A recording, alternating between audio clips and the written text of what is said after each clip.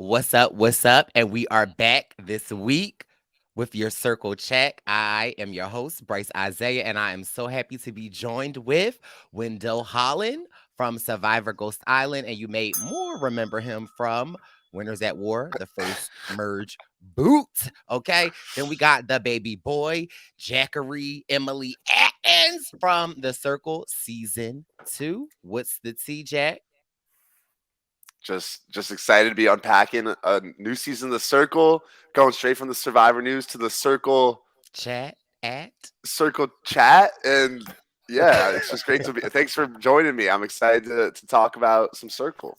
Yes, but see, my issue is that the last couple of episodes, Jackery, it's just been us two pulling the weight. I don't know, Wendell has a lot Don't do that. on his mind. Don't do that. Okay, he got a lot Don't do that. going on. Okay, he's got bundles, bundles. Brice, are you done? Okay.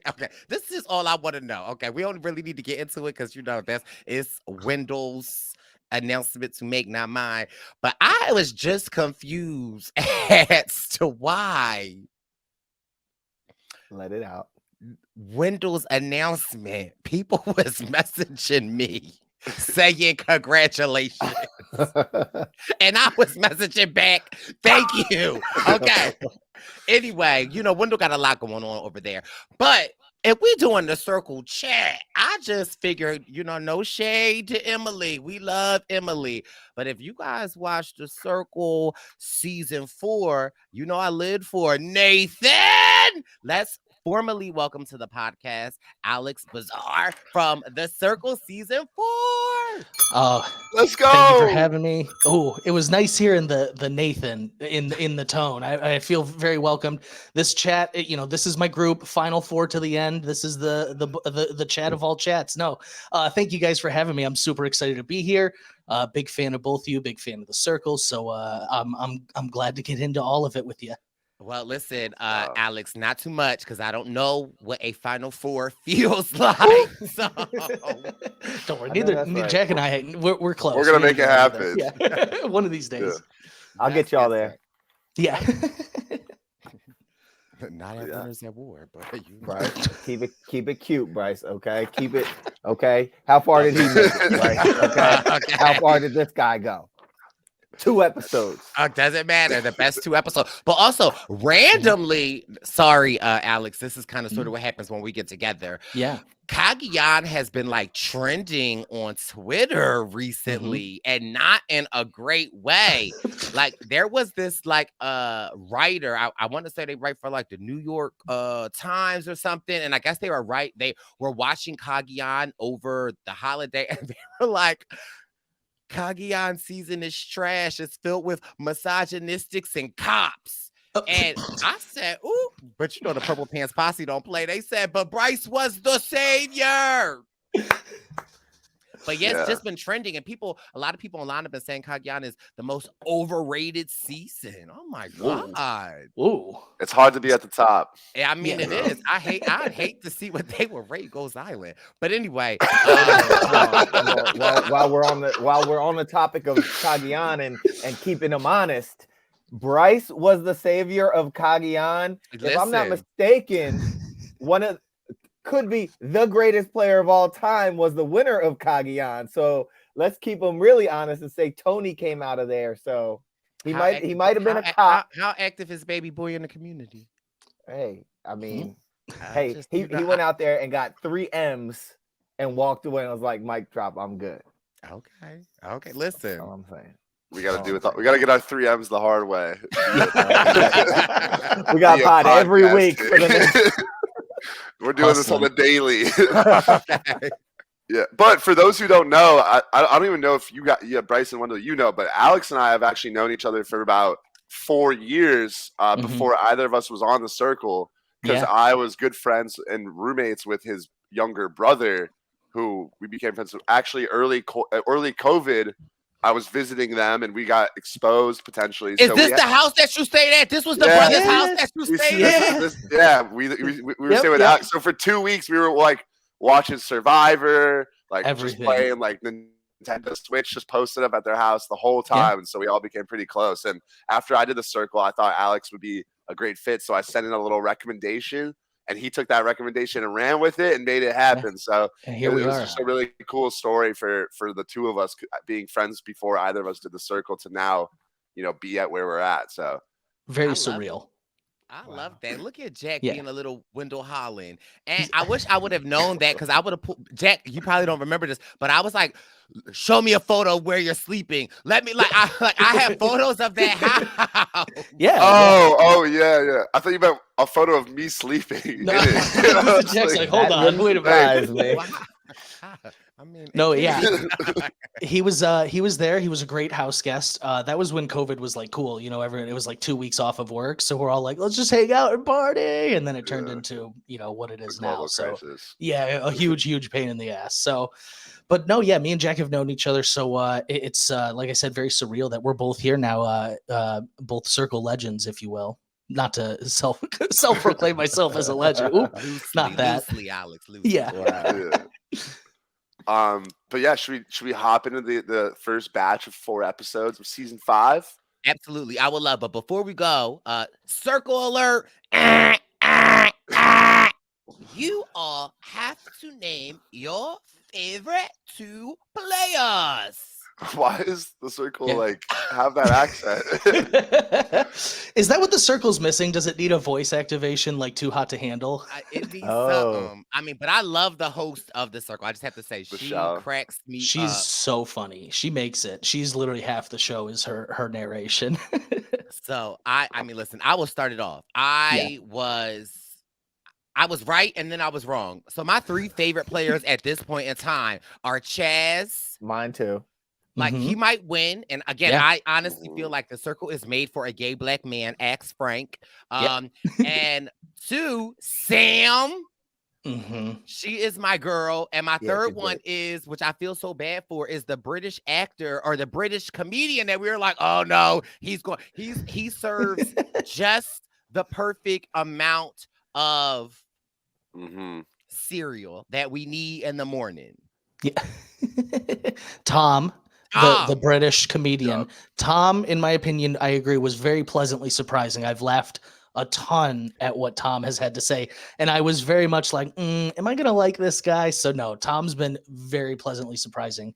Those are good ones to have. I'd say those are probably my favorites, but I also have to add in Miss Raven. Oh, yeah. Yes. And her translator. Oh, yeah. Let's and then I think you completed my list. I think that's my list of my faves. Yeah, let's add in Raven and let's add in Paris. Paris, honorable mention. DMs and said hello. How'd that go, Brice? I mean, but maybe next week we could talk about it. But I think there's some great characters so far. I've honestly, at first I wasn't sure how I felt about Brett and Xanthi sort of as individuals, but I will say I think the Jennifer character, it's been so hilarious for them to be flirting as like an older cougar. Yeah. So I think of all the new catfish that they could be, I think it's kind of a funny one. But I will say I've loved me some Raven, some Chaz. Tom has really been a good surprise. And then I'll throw in Marvin too. I think Marvin's been a pleasant No, I totally agree. I was ready to roll my eyes at Marvin, but he makes me smile from ear to ear. Everything he says, I don't know. I guess, maybe he comes in with his own baggage of what I was expecting based on everything. But him on the show, he is such a joy. Like, I understand how this man gets cast on everything now. Yeah. He has me laughing my ass out. Okay. I would say if he were like, if he wasn't, where are his parents from? Is it Nigeria? He's Nigerian. Yeah. I think if he wasn't Nigerian American, like if he was like, if his family was from the US, we would have a totally different person and maybe a different perspective. But him having this accent and sometimes having the funnier sayings that aren't really exactly the proper sayings, it makes him hilarious to listen to. Yeah, he's very pure. Like I feel like every time he talks, it's like he's not even thinking like super strategically. He's just having fun, like flirting with everybody. Like everything is like a joy to him. I feel like, and it's kind of fun to watch. The physique, I don't think I've ever seen more muscle. If I'm being honest, I think he and Mitchell own 0 shirts combined. Between the two of them, yeah, between the two of them, it's a crop. But yeah, I like that early assessment. I will say, while we're at it, is there anyone who's a bit lower in your ratings? You guys, who's lower in my ratings? That's a good question. Brent, Bob. I was very disappointed. I mean, listen, I'm just the Purple Pants podcast. I don't know the man personally. He was really disappointing for me. I felt like coming off of Big Brother, I felt like he would do a lot. But I just felt like it was giving like, I don't know, this not the Jersey Shore 2027. Yeah. Like it was giving F-Boy Island or something. Was it? And then it's like, you weren't really that chattable in the chat. Like, I mean, it's like, are you used to a certain type of demographic that like loves all over your body? And then when it is a little bit different, you don't know how to I don't know. I was just like, I was rooting for him. Yeah. I like the crossover. I love the idea. I think it's really telling, and we're just bouncing around. But so this first twist they did, I think it's really telling. It wasn't just like one person that was like, I would block Brett. There was 3 people. Yeah. I think that tells you all you need to know about how he started the game. So I totally agree with you, Brice. But on what Jack was saying, I do think him and Xanthi have kind of bounced back as Jennifer. So I'm curious where that's going to go. But man, right out of the gate, you're tough start. Yeah. And I feel like he thought the Big Brother sort of skill set might translate a lot and be easy. And when in reality, it's a very different game, the circle. And so you have to be ready to adjust to it and be ready to communicate through the chat and not expect your profile, your looks to do all the talking for you. Yeah. No. I mean, now I'm not on these things. Now, if it were Grinder or Jack, I'm sure he would be, be a different story. But this is the circle. Now, real quick for you, Alex and Jack, Wendell and I watched the first 2 episodes together. I already knew when they were going to get eliminated that more than likely they would come back. Now, is that just me being a seasoned circle player? Yes. I had so many people that were so surprised, but I was like, really? Any sort of obscure blocking like this, that is not like a traditional blocking, you should assume there's something about to happen. And so it made me a little mad that I felt like no one else in the house is even suspecting it. Now, mind you, I only seen... It's my biggest note I have. I was shook. No one mentioned that, or we didn't see anyone mention like, oh, who did they go and visit? Yeah. None. No mention. And no one like that. So I was just like, okay, like, are these circlers or are these like triangle recruits? I don't know. Because singles. Right. That was my biggest complaint. I wonder if anyone was onto it and they just decided not to show it in the edit to like make it seem like it's more of a big surprise. You know what I mean? Because I agree with exactly what you guys said. Like, as soon as I saw this sort of double blocking, especially when it's like a day 1 blocking, they don't want to have those characters only around for like 4 hours. So I felt like it was very predictable that they'd come back and unite, which I don't hate as a twist. Obviously, I was the beneficiary of it, but I think honestly, sometimes if you have the right combo of those 2 people, it can bring out the best in both people. Like I felt like Lisa and I did a good job together, and so far, Brett and Xanthi, they're still working out their dynamic, but it's a little bit more. I think they're being a little more successful as Jennifer than as their individual selves. So, like Alex said, I'm interested to see what happens with that. It is nuts. No one really questioned that Tom or Jennifer could have could these be the players we just blocked? Like, I do tend to agree with Jack. We don't see everything. Things are edited, but that seems like such a huge detail. Like, how are you going to leave that out if someone was onto it? But they seem to have everyone snowed. Like, everyone literally will leave a conversation, be like, I love Jennifer. Jennifer's my cool aunt too. Yeah. My only thing with Jennifer is y'all are overdoing it with the emojis. Like, leave the emojis in them damn hashtags. It's an ant thing, though. That is totally an ant thing. I guess, but Yeah. I mean, maybe you're right. But I was just like, oh my god, y'all are killing me with it. And listen, another question. Sorry, I have is do y'all think what's her name? Aunt Jill? Is it Jill? Jennifer? Sorry, Alex. I'm real bad with names. No, that's fine. Jennifer. Auntie Jennifer. Do you feel like it's more Zanty or do you feel like it's more Bob? Zanty. Brett. It's definitely more. I think it's a little bit of both. I think it's a little bit of both so far. We didn't get much of Brent or I just pulled a Julie Chen of Brett or we didn't get much of Brett or Xanthi before, but see, we know Brett from Big Brother and just like before this. So I feel like the one thing that tipped me off is Xanthi came in and was like, models don't do well in the circle. And I was like, oh, someone did a little homework at least, like for once. Yeah. So I'm really running off that one line from her that she at least knows what she's doing a little bit.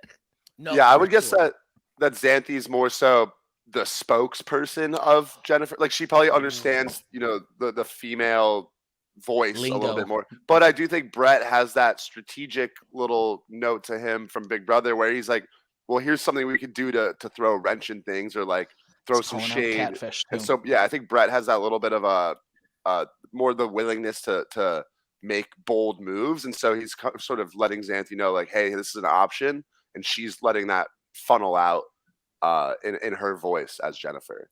I have a question before Brice continues to ask all the questions in the world. Alex and Jack, did you guys watch Brett's season of Big Brother? Yeah, it was my first full live Big Brother season that I watched live feeds and all in all.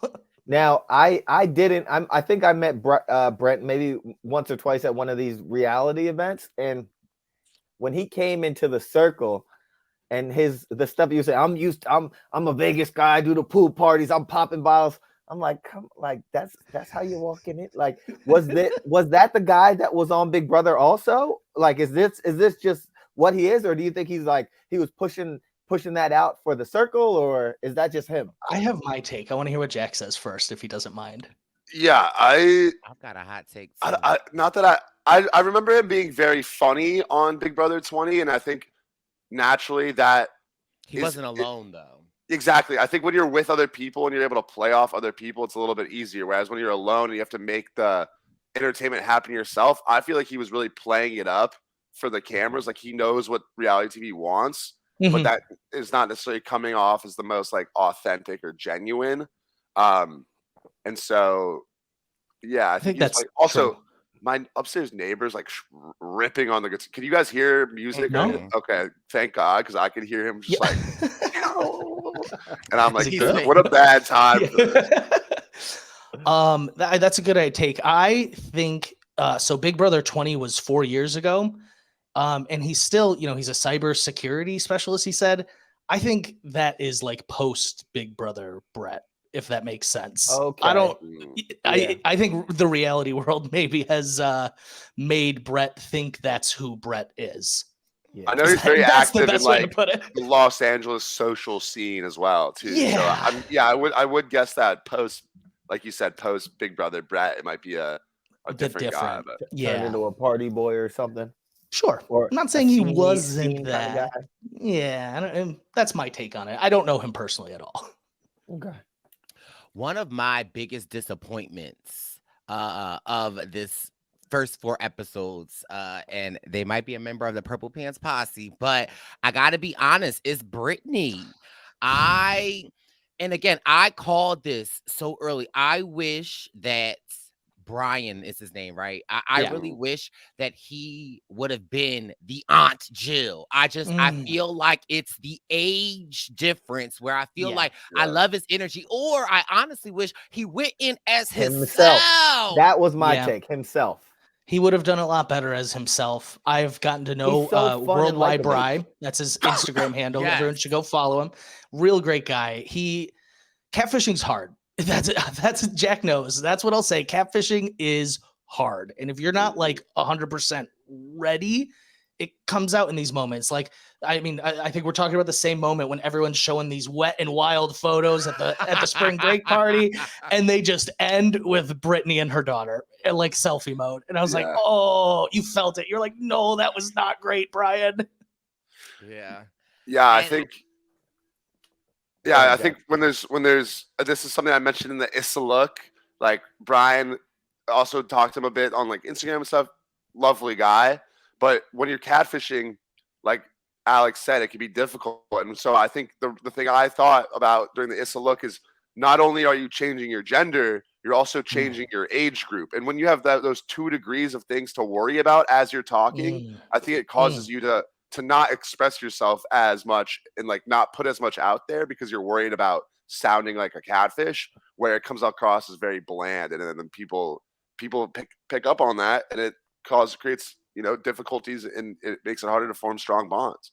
Yeah, absolutely. And I think one of his biggest downfalls was that I felt like Brittany was too guarded. It wasn't even like it wasn't like Brian was saying stuff that I'd be like, oh my God, why would you say that? It was like he was playing like Roxroy from Survivor last season. Too close to the chest. Too close. Yeah. What time is it? Well, what time would you like it to be?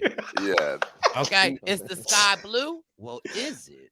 Yeah. Hashtag blue skies. Like, it would just be like, Brian, what are you doing? Yeah. No, and that's like what Jack was saying. When you are catfishing, you have that extra layer of like, am I pulling this off? Because you have no reaction from no facial reactions, no body tells. You're just sitting there with your thoughts like, am I pulling this off? So it does, especially in the beginning, it will tend to lead you to play a little closer to the chest because I can't say anything to expose me just. But Worldwide Brice, he unfortunately was the victim of keeping it. And we saw so many players call it out like in a row that he was just too guarded. So I'm probably the least versed in the circle in here. When you're someone, I think he came in there saying, who wouldn't be sympathetic towards a single mother of a 5-year-old child? And when I'm looking at him, I'm like, my goodness, you're so funny and fun and likable. Who wouldn't like is traditionally is like a 51-year-old guy someone that they're gonna vote out if they're so likable like him? Or you would probably think it's a catfish, in all honesty, as sick and twisted as that sounds. You'd be like, this dude ain't real. He's hilarious and he's 51. Get out of here. Okay. And the thing is, like, Wendell. Yeah. Excuse me.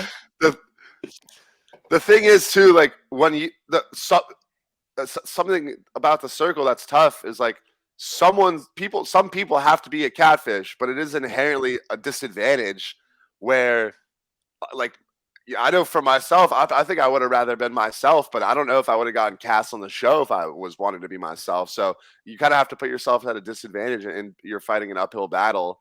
And to that point, that brings me to another big bullet point I had was just the overall struggle of the catfish so far. Like the same issues that Brian was having as Brittany, I think Billie Jean was having as Carl, sort of in the opposite sense. Carl? That cannot be his name. It is Bruno. I'm like, Bruno? Yeah, whatever. I'm like, I don't watch a lot, but I don't remember Carl. I don't know why I thought Carl. When Bruno actually popped up on the screen in her introduction, I go, I know the whole cast. Who is this? I thought the same thing. Wendell turned to me and was like, you made a mistake in the editing. Who's this guy? I'm like, it's Billie Jean. He's not my lover. That's Bruno. Yeah, I don't know where I got Carl from. I feel like if he wasn't British, he would be a Carl. But double catfish. Yeah. Well, I think that's to my point where like we've gotten so little from Bruno that I'm having a hard time remembering their name. Like, and like the same thing. I think episode 4, Bruno started to pick up the pace a little bit, was able to keep themselves safe from elimination. But up until then, just a lot of blandness from Bruno. Just people weren't really getting the right vibe. It's the same thing. Like, just I think Billie Jean was so worried about her catfishing that she wasn't addressing like actually giving people energy what they need to like feel like, hey, Bruno is someone I could trust. Bruno is someone that I think is real. And I think that's just sort of been the issue across the board with a lot of the catfish so far. They were the two that were up for danger. I think that's really telling. And so exactly. I think it's really funny. They were the two that came in like prepared to catfish. But I think Xanthi and Brett are doing a bit better at the catfishing than both of them at the moment. Yeah. But I also, now I'm gonna disagree with you here, Please. Alex. I agree, But I also feel like they are so good at the catfishing because they were scorned. They And they have left inside information, and they have inside It's true. information, and they were so pissed leaving Yeah. that I almost feel like it puts them at such a unfair advantage because it's like they know a little bit of I just feel like they know a little bit about what is going on. They got to then sit in on, I'm about to say a live tribal, but they got to sit in on a circle chat, and it's 2 of them. I think so at an event. I don't disagree with your points. I'm a little biased, obviously, but I think like them being like scorned, I don't think gives them an advantage. No, like it does. just because you're It mad, does, Jack. It does. Jack, have you ever been dumped? Then you go out Yeah, one but night and that's you're not like I'm about that's to not like the somebody circle's number. giving you an advantage. That's your You're just baddest. like you're just trying to get your revenge. Like that's not an inherent advantage. I do agree with like having a little bit extra information, but what I will say, having done this exact thing, like coming back as a new catfish, I almost think that when the circle gives you a new person to catfish as, it's almost like it takes the pressure off of your idea of who you're supposed to be, and you can just see this person, make your judgment of them as a fresh person, and go with it. And whereas, like I think back to Lisa playing as Lance, it's so hard to play someone who you know because you feel like you need to mimic them, when in reality, no one else in the circle knows who that person is. So you could actually just fill the shoes of what they think they are, but you're already so predisposed to thinking, you know, I need to be like this person, that it's going to give you an issue. Like when Lisa was playing Lance, that's an actual famous person that people know. So she's like, I need to make sure I have all my facts straight. But when we played John, it's like this old dude could be anyone we want him to be, and we could tune him to exactly what works for us. And I think that's what they're able to do with Jennifer right now. Whereas I think maybe Brian especially had this idea like, I got to play as my daughter. What would my daughter say? When in reality, it really just more has to be like, what would this woman say? And that could gives you a lot more freedom to explore a little bit. I picked someone I didn't know super well. I knew very casually. I was strictly using him for his body and his photos. And so I think, Jack, I think you Brice got a guy. Jack, I think you have a really good point, and it's not something that I had thought of, but I wasn't trying to be someone. I kept my first couple days. It's hard. You keep saying, is that something Nathan would say? Is that Nathan would say? And then eventually you drop it and you're like, I'm Nathan. Yeah. Whatever I say is what Nathan would say. As long as it makes sense through their profile. So you got a good point about playing someone you know versus kind of getting having a character more. My character was sort of the same as like with Emily. Yeah, the real Emily is very different than how I portrayed her, because that's not who I wanted to portray. I was just like, I went a different angle. Whereas if I was trying to like say things that she would say in real life, that just makes it so much harder. It makes you start to question everything that you're sending. Mm-hmm. Can I ask an off-topic question? Please. 100%. Alex, what are the type of things that you were cooking in the circle? Oh, it's real bad. The circle could have really put me on blast. I'm a horrible cook. So I was eating eggs, bagel, bacon, microwave, so we don't have a microwave. They have ovens. So like oven, pizzas, a lot of like ready meals that were Indian food. They have some really good Indian food. So I made a lot of those. Anything that could be made in an oven was stuff I made. But they have several footages of me burning things and still being like, maybe I could eat this. Like, I'm shocked they didn't really put me on blast because I am not much. So it's like, it was breakfast stuff. And, do you guys have Pop-Tarts here? Like, I would love some Pop-Tarts. Like, and because when I watch it, I'm always like, oh, they're cleaning dishes. Like, oh, what are they cooking? That's the stuff that kind of like intrigues me. Mm-hmm. And how does it work on the circle? Do you get like a daily like grocery list, a weekly grocery list? It is the most cushy living in my whole life. You're like, I really need, I really need some naan bread to go with my Indian food tonight. They're like, when's dinner? We'll have it there by like when you need it. It's really cushy. There's apparently like a limit that you can spend per day, but I never hit it or never got near it. I don't know. They treated us like kings, if I'm being honest. I could do some lobster today. Right. Yeah, no, I genuinely think I could have asked for lobster and they would have been like, I mean, we'll get you some cheap lobster, sure. Yeah, true. Did you have a limit, Jack? See, with the groceries, I don't know if there was a limit, but before the show when we were like quarantined, or I don't know. Yeah. But basically, like Alex was saying, like once we're in filming, they have like a sort of a pantry in the building with like popular items that they could just bring to you whenever. And then you could also give them a grocery list whenever you wanted, and they'd go do a run and bring it to you. So that was super nice. Wow. Similar to Alex. What was a mock Jack grocery list? So I basically ate the same like 4 things the whole time I was there. I would mix in some snacks like some cereal, some chips, and guac. But for my meals, bacon, egg, and cheese sandwich, steak. But the steaks they brought me were like not the best quality, which is very fair. But I'd make it work. You know, just cook it up with some salt, pepper, couple other spices, and then I cook it little baste it in some butter. Wait. Are these meals? No. Yeah, these are chicken wings, and then some oven pizzas. Okay, and that was sort of my staples. But they all kind of got the job done. I won't lie to you, but the one thing that was funny is because I've been filming in the UK, like you would say, could I get like, you know, someone like an American snack or something, and then every time they bring you like some like British like version. Weird version of it, and sometimes it would be like, this is very different. Like it is, but sometimes the British version would be like, that's fire. It's kind of fire. Yeah, they had a lot of good candy I had never tried. I was like, I'm a British candy connoisseur now, I guess. Did they have those Biscoff airplane cookies? I had, well, I think now that you say that, I think I had them on the airplane, but yeah, I had them while there. Alex, I had an on-topic question. Yeah. It's kind of a little pivot though. You guys mentioned getting cast because you were saying you're going to be a catfish.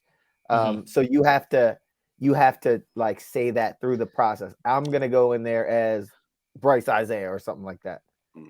Yeah, they run through what it would be like if you were playing yourself or a catfish, but it was always very like clear to me. They were more interested in the catfish, like if that makes sense. Like they'd be like, "Oh, what would your profile look like if it was you?" But like, you know, we spent like way more time on the catfish profile.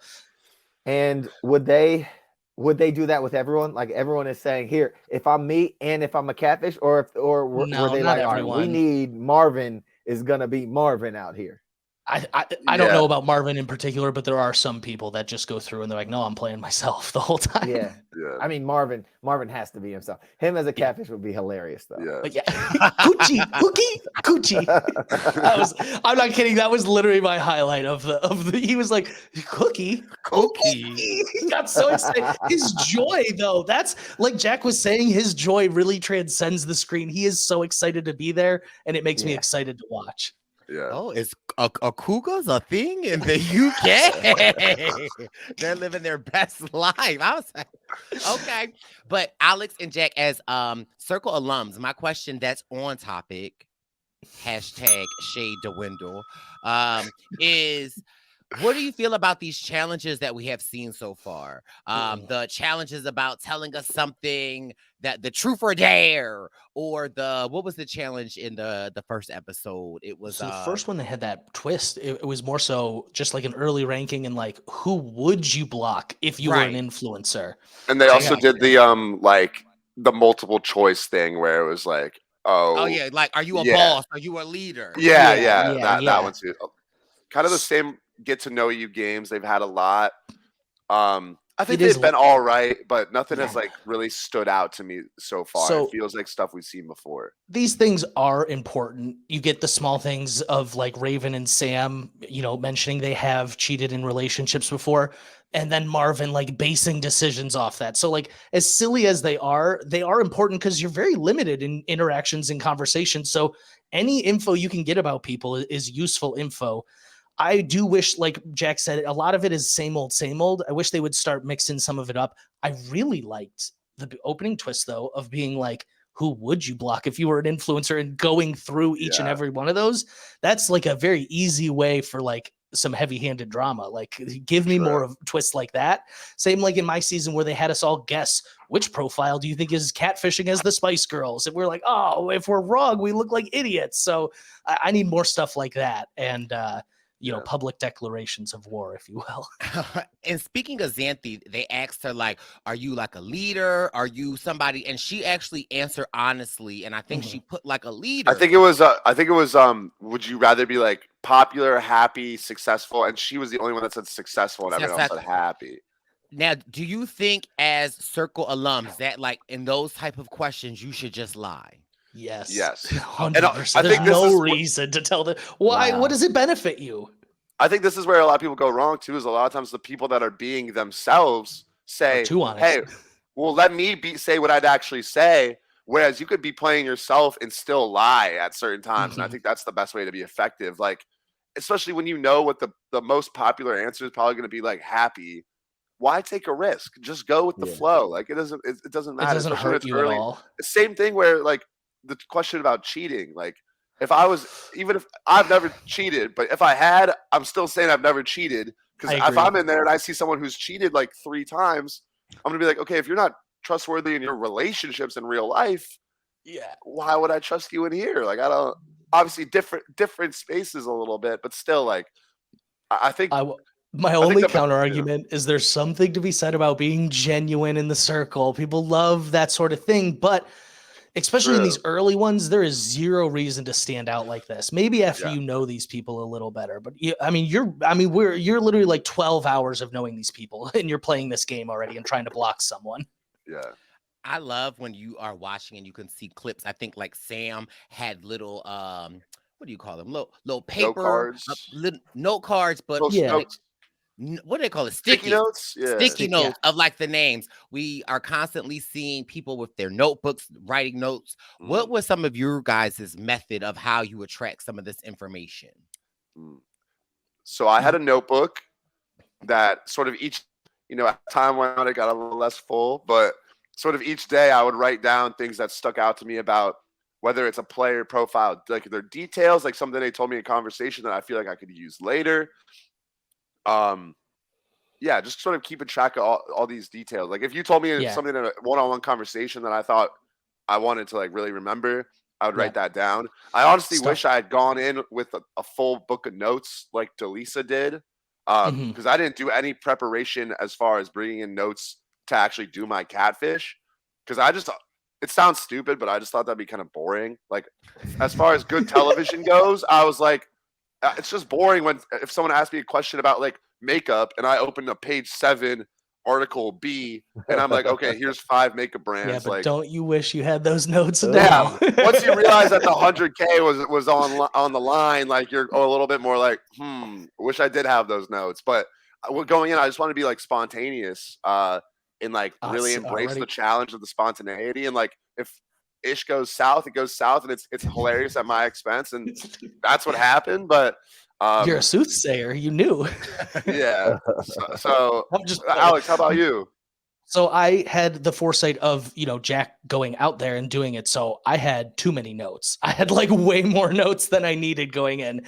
And so, but like my notes that I would keep in the game, it sounds like really sociopathic, like things that you could like mention to people that like, oh, hey, remember that conversation we had, or like inside jokes, things I might think they would find funny, or like potential catfish, or like conversations I want to have, moves I want to make. I would try to like map out my day as best I could, and then, click things off as I could, and then move it to the next day.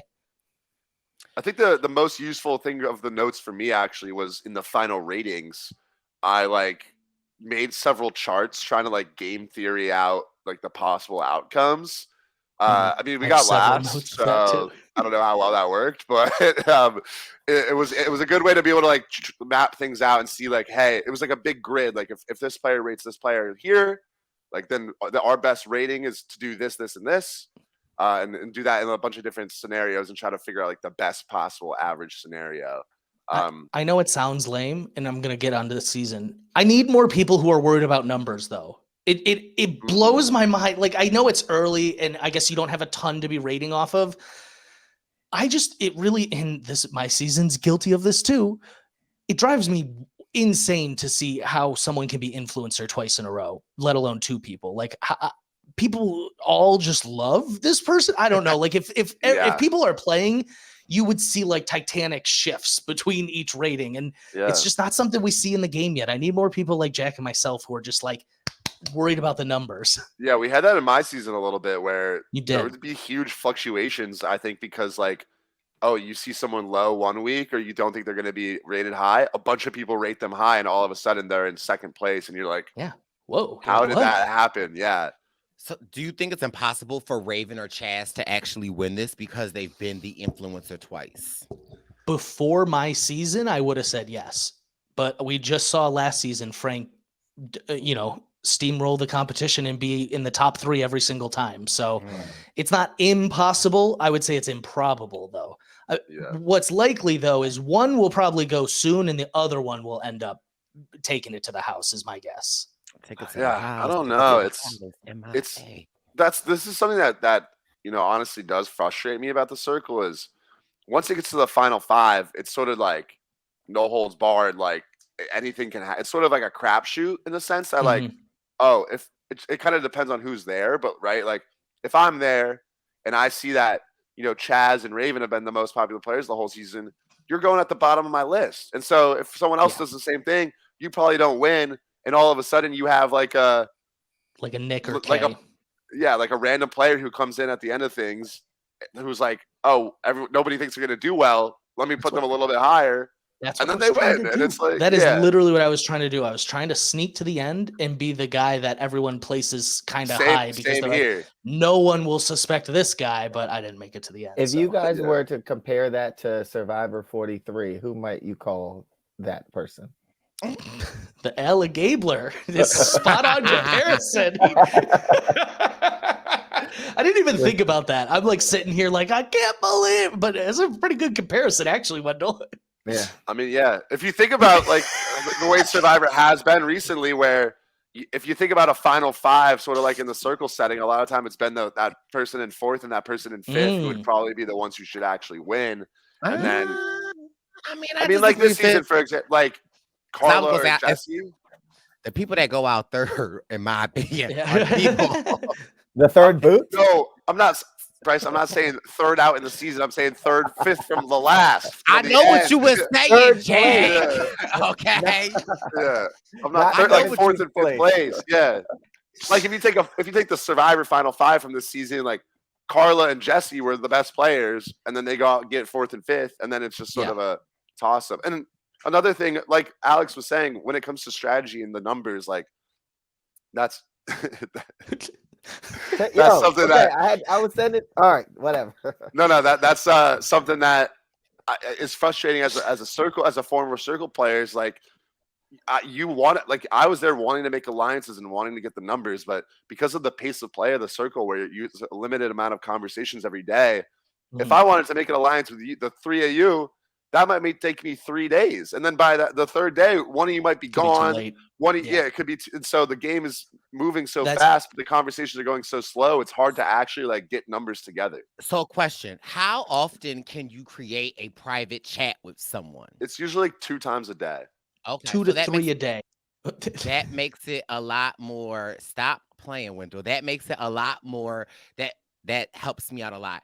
My question is, how annoying or how important is it if Wendell and I are 6 and 7 and you and Jack are 1 and 2? How important is it when I wake up the morning, boom, Alex, you have a circle request from Brice? Because as a viewer, I'm like, oh, now you want to come talk to me. Oh, now you want to like. Yeah. There is a lot of that, but to be fair, like Jack said, conversations being limited, you don't try to hold it against people, but it's just human nature. Like, oh, now that I'm number 1, you want to come talk to me. Yeah.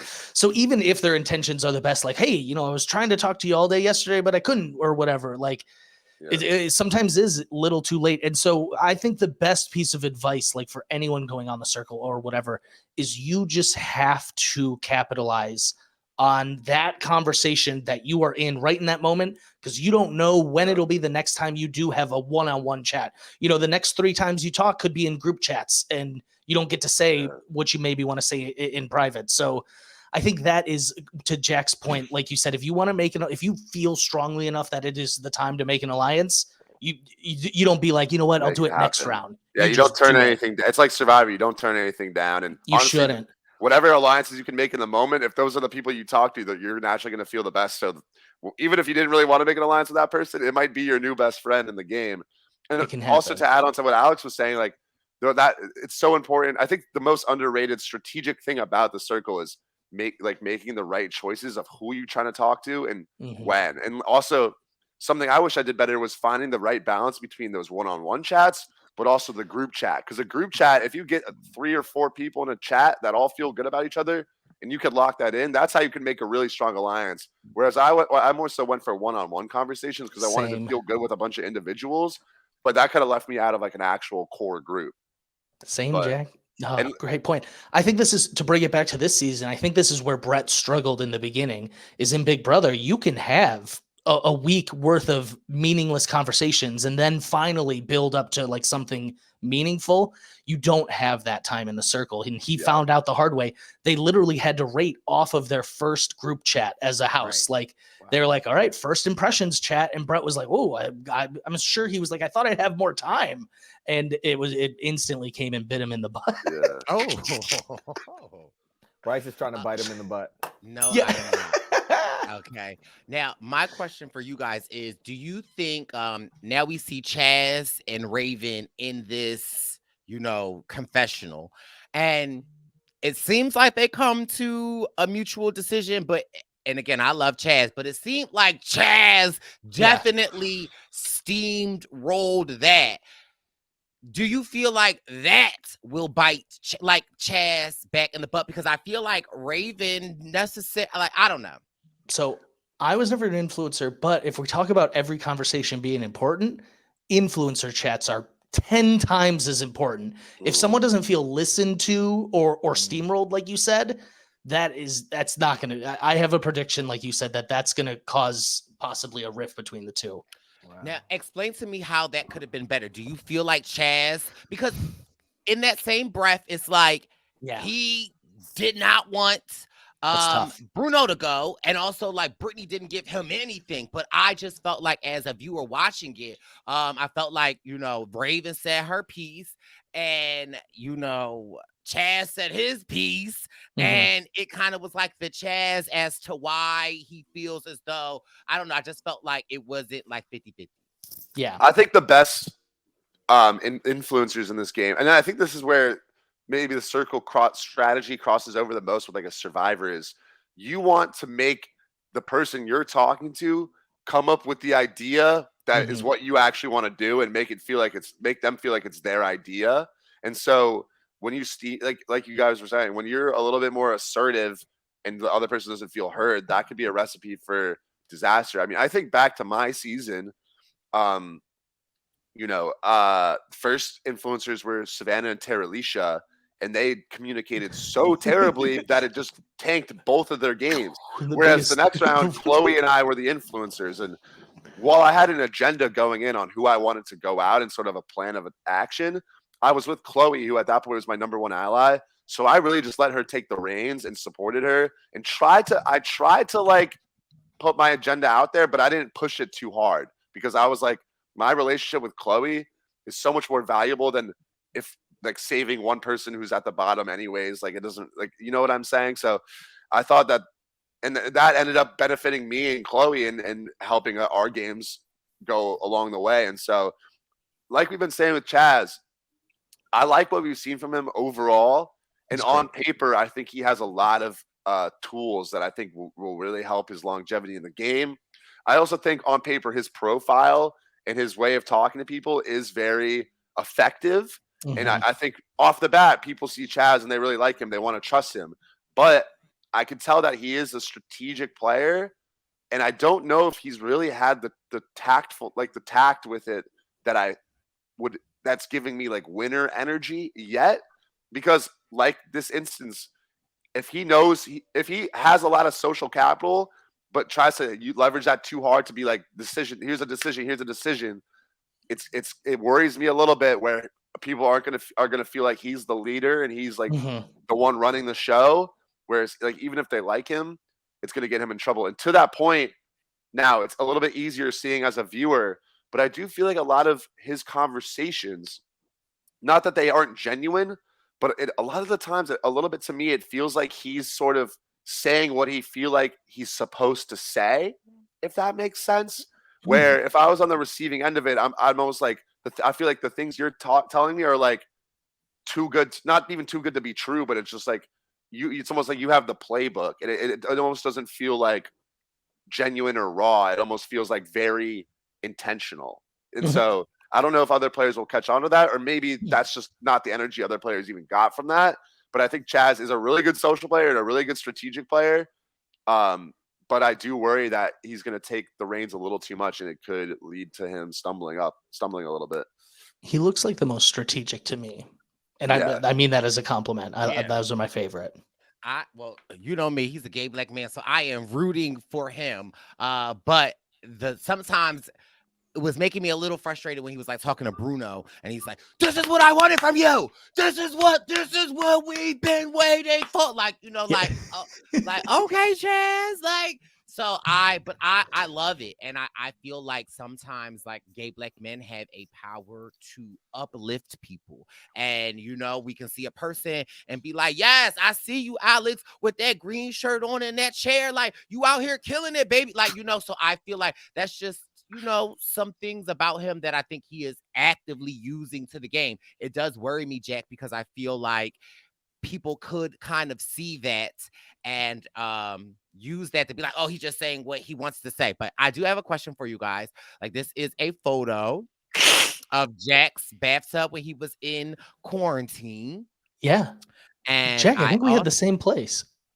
Really? I think so. To show y'all this. I was like near a train station. Oh, I love Sam. We haven't talked enough about Sam. I'm so glad you just brought her up. Sam, but I am just curious. Has any one of you fine young lads ever gotten so intoxicated that you get into your bathtub, you defecate, and you make defecated bath angels? I have not. I'm not going to name this person, but I know someone who's done something similar, unfortunately. I was in a fraternity. So, Sam, you ain't alone. Yeah.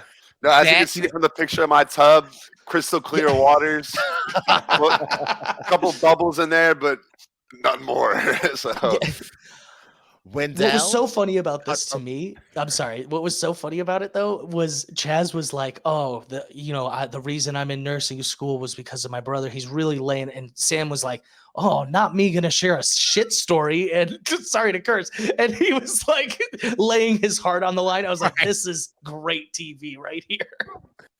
But that Chaz story definitely touched my heart. And that Sam's story definitely made me vomit in my mouth.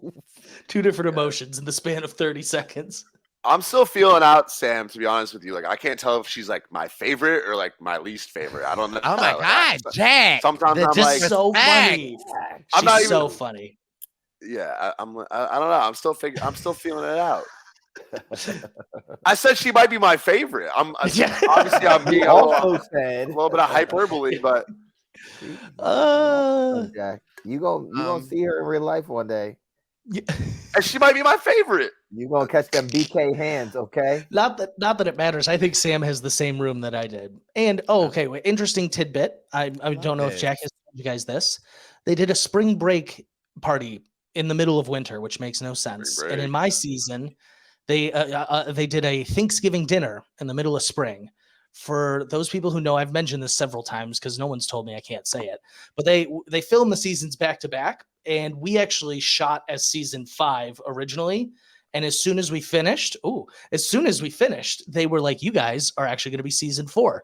And so our Thanksgiving dinner was supposed to air in the fall, but it got moved to the spring. And their season, which was supposed to be around spring break time, got moved even, to this time. Sense. I wonder if it had anything to do with exclamation mark. Yeah. Alex gets my jokes. I do. I know. I think it could have been that. I also think maybe the Spice Girls on my season were like, we're not waiting a year. That's my other running theory is they were like, we don't want to wait a year for this to air. Wow. And they have the star power to kind of make those decisions. So, but I heard Rob and Taryn, they were talking, they were like, why are they doing a spring break party? And I was like, oh, I know the answer to this one. I know why it was supposed to be spring break time. Yeah.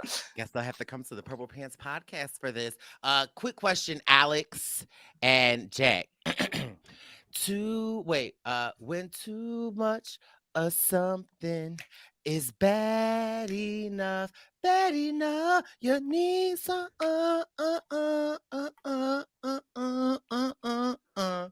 too much of something is bad enough. Can you guys name that tune or the artist? Welcome to my struggle, Alex. I'll be honest, no, I can't. Okay. I don't think I can name that song. I'm sorry. It was lovely Thank sang. you, Alex. Yeah, Thank you, Alex. Alex. If I knew the song, I would have recognized it. I guess. Alex, Yeah. do No. you watch Alex, Survivor? every week, Yeah, I do watch Survivor. Okay. Alex, at the end of every Just episode, in they case- sing just in random case songs the from the spring 90s break and expect me to know all of them. Yeah. That is Too Much of boy Something band. by the Spice Girls. Oh, the no. Spice Girls. That's great. Because when we were out there, they were like, oh, are you like a huge Spice Girls fan? And I was like, a mild Spice Girls fan. My cousins love them. They're going to freak out when they see me on TV with them. I had seen Spice World. I'd say that's probably more than most people. I had seen Spice World a few times because of my cousins. Yeah, it was First cool. of all, Alex, hold on. Now I'm gonna treat you like we friends, Alex. Please. Okay. Okay. First of all, Alex, if you hold on, wait, sorry, Jack. If you like a movie, stop, Wendell. If you like a movie, you do not have to say, because my cousin, if you like Spice World, you like Spice World. Okay, that was an amazing movie, and it should have won an Emmy. It should have. You're right. No, you're right. My cousins were the ones who got me into it, but I liked it. That's why I've seen it more than once. It's Spice World. No. You're so right. I guess. Jack, how many times have you seen Spice World? At least 2 or 3. 0. Jack's seen none.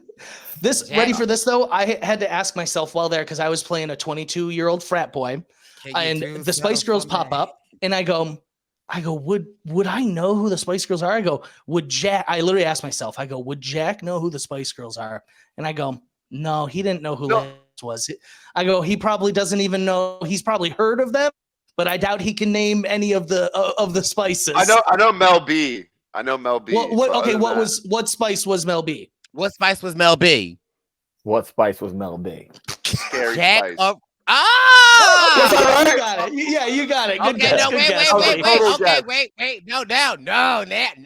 What spice was Victoria Beckham? Well, I don't know who Victoria Beckham is, so she's married Ginger to Spice. She's married to David Beckham. Sporty Spice. Is that a spice? Keep guessing. Jack, the disrespect. There's a lot of spices out there. It's 5 of them. Baby Spice. He's gonna be like cinnamon spice, cardamom, nutmeg. salt and Victoria pepper. Beckham was Posh Spice. I didn't even know that was. I didn't know that was a spice. You were making your way through them. You almost had it. I didn't know. That was even on my list of That's spices. I've cooked chicken a lot, and I oregano. Posh Spice. Human. And you know that's not how I say it, Jack. Pause. But I really don't. I do want to say before we wrap up, teaser for next, or not even the teaser, the end of the episode, we get a new member to the circle. Shubham, my guy, is coming to the circle next week, and I'm very excited to see him back on my screen. What do you guys Couldn't have happened to a better guy? What expectations do you guys have for Shubham coming in? I think he's definitely going to care about the numbers. Yeah. You have a good point. That's coming, I hope. I think. He's going to care about the numbers. I think that as an experienced circler, he's going to maximize his time with important people. And I think that Shubham is going to do amazing. I just want to know, sorry to cut you off, like, is he going to be Shubham or is he going to be somebody else? I don't know. I know, but I can't say. Okay, I didn't know Jack was going to do that. I know too, but I can't say. So I think that's going to make a big decision on how it goes for him. I'm really curious to see, especially what he does with his profile as a whole, because going in as Shubham would be, I don't know. That's interesting. Like, because he's the first ever returning player in Circle history, and it's just a matter of if he thinks that would benefit him or not. I don't know. It's really tough. Do you guys think going into a game as the only returning player in a game where you could hide that would benefit you? I would, as weirdly as this sounds, I feel like in this season, it could potentially help him to go in as Shubham, just because they just seem to be like not as strategic as other seasons have been.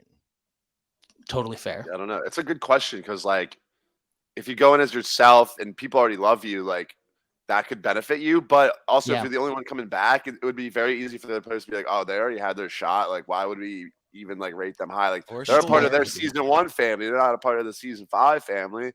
That's my thinking a little. Do you feel like it would also raise his catfish level if he were to come back as Shuby? That's the other flip side. Some people are like, is this a catfish? Like, no way Shuby's back. Is someone playing as him?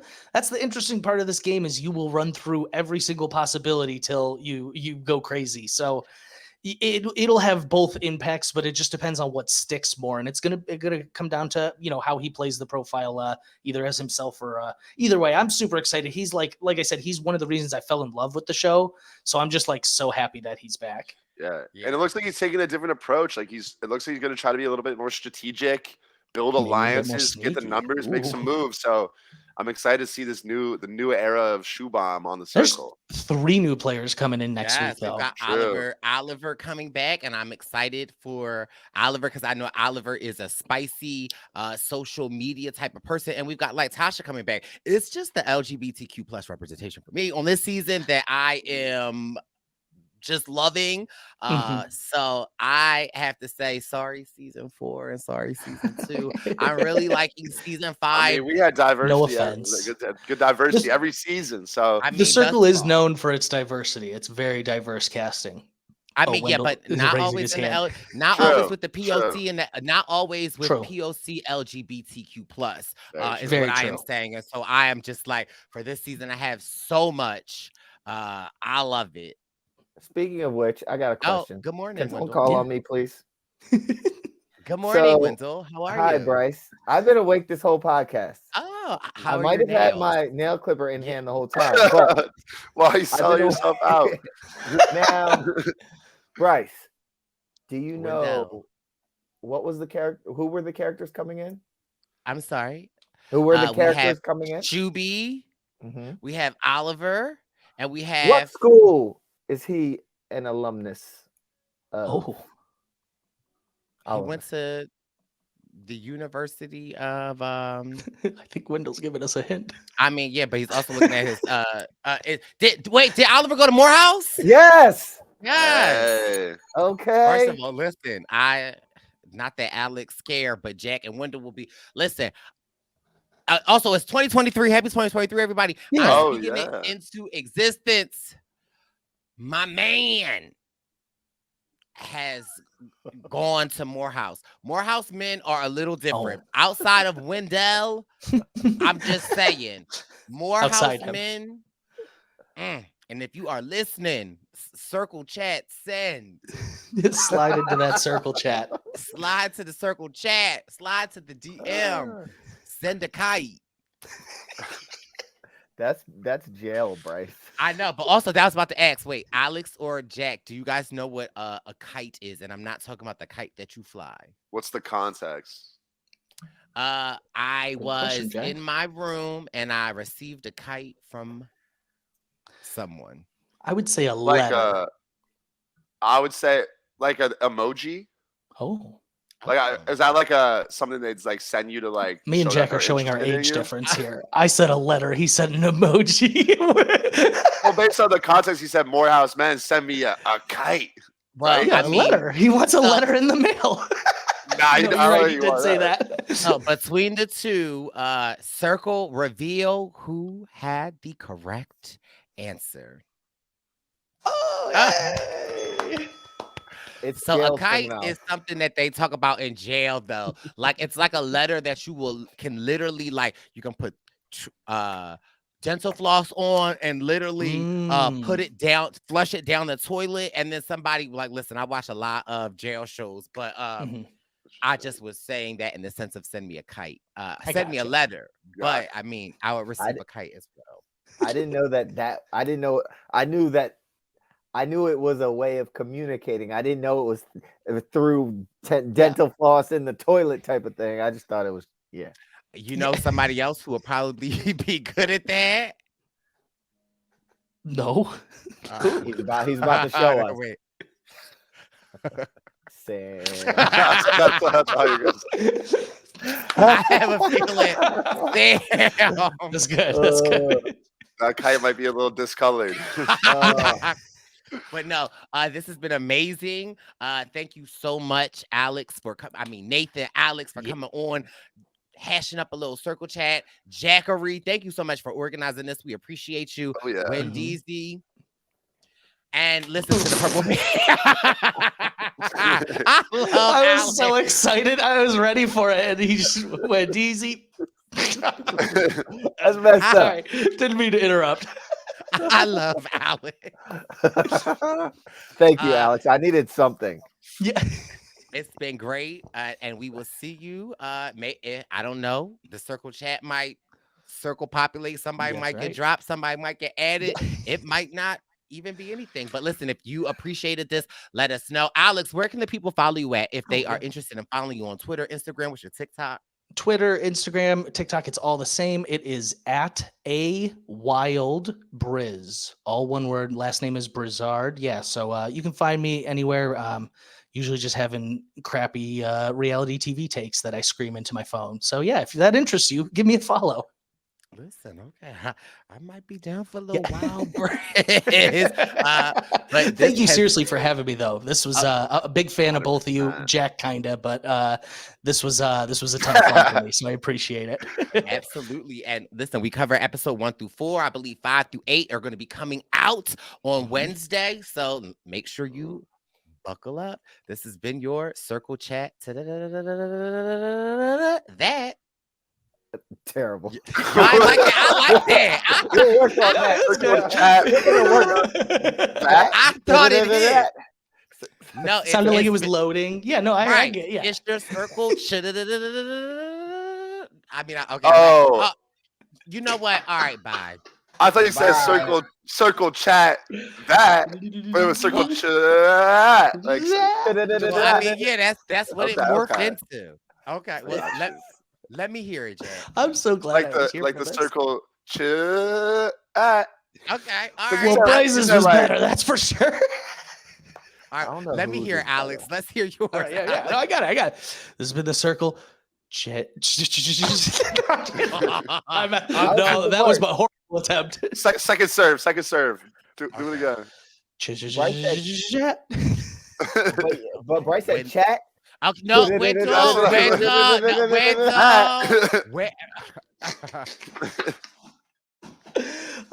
Okay, thank you, Alex. This has been your circle. Chat. Woo! What did I do? I'm back, baby. Yeah. Goodbye. Bye. They came back like Brett and Xanthi. His uncle. Okay. Oh wait. Okay. Sorry. Last thing before we go, Alex. When you met Jack, yeah, did he show you buffs? Not too much now. Oh my God. Oh. Yeah, he showed me some of his buffs too. I have buffs too, though. We were showing. It was reciprocal. Like, let me show you what buffs I have. You show me what buffs you had, and then that's when he told me about the whole Survivor South Africa. Like, I was like, oh. At the time, I'm like, this is amazing. They got buffs too, Brice. So yeah, it wasn't embarrassing. It was a very much we all were having a time. Yeah. Well, what were the seasons? I think I showed him the South Africa one that I think you did from too. The one we had. Alex, what buffs do you have? Oh, me? I have a Heroes vs. Villains buff and a Winners at War, and I now have a Survivor 41. I have all the merge buffs. I like that. The merge buff is always the one I go to, but those are the buffs I have. Yeah, I loved Winners at War. It's like a celebration of the show we all love. So yeah. Wait, so also, just little more deep dive. How did Jack introduce these buffs? I don't remember. We may have been like, here's our buffs. We may have started it. We would have been like, hey, you want to see what buffs we have? Me and my younger brother. I might have seen the display, and then I went. Yeah, and then he was like, hold on, let me whip mine out. I was like Adam Klein pulling the idol out my crotch. Yeah. I got these ready for y'all. He was like, I thought you might mention this. Yeah. It's like a magician who just pulls out all the scarves out like. We're big fans. We're real fans. We got buffs. Yeah. That's what we were doing during quarantine before we were even on the circle, just watching Survivor. Right. When I tell you, we watched you, Wendell. We watched Winners at War at that was. And we started Winners at War. Yeah. Wow. Yeah. Sorry. All right, I was not. It's over. Yeah, you were. I was was still in. Right. When we were watching. Yeah, we were rooting for you. I think it was the one Yule went home on. If I'm not. It was 100 at Jack's. Good memory, Jack. Come on, Jack. Yeah. I hate to admit it, but Jack's super smart. I'll never tell him to his face. Oh no, Jack is. Jack I also bowled at 202 yesterday, so.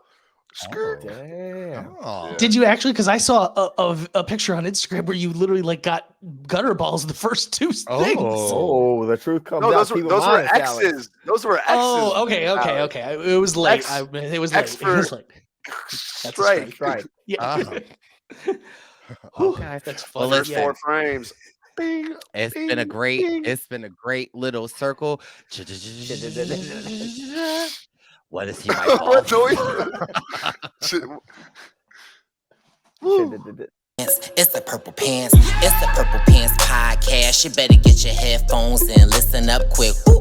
It's the Purple Pants podcast. You better listen in public, might make your stomach hurt. Ooh. It's the Purple Pants podcast. You're trying to unwind, you better get that box wine. It's the Purple Pants podcast. You're trying to get your snack, you better hurry right back though. It's the Purple Pants. It's the Purple Pants.